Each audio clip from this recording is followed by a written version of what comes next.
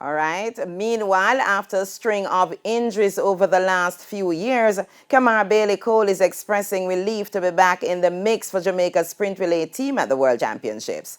30-year-old Bailey Cole hasn't made a World Championship or Olympic team since the 2016 Rio Games, where he was part of the team which won gold. He was also part of the 2012 London Olympic gold medal winning team. First of all, it's been like 6, 7 years. Yeah, and I did a lot of things different with Gregory and Freighter. A lot of people don't know that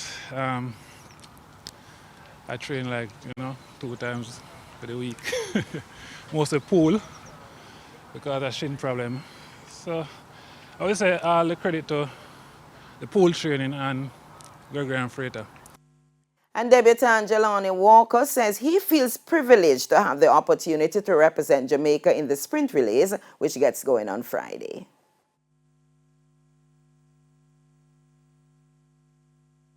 I'm very excited about it. It's always a blessed feeling when you get to represent your country. It's like you feel like you have a nation on your shoulders carrying, and even if it's just a 4x1 team and you don't get to do an individual event, it's still wholesome to know that you're representing your country and they get to deliver and give a nation some joy, give a nation some joy, give them some happiness, and enjoy it yourself. You try to enjoy it yourself for the most part. Conroy Jones is the other member of the sprint relay pool outside of the three individual 100-meter representatives, Johan Blake, Oblique Seville, and Akeem Blake.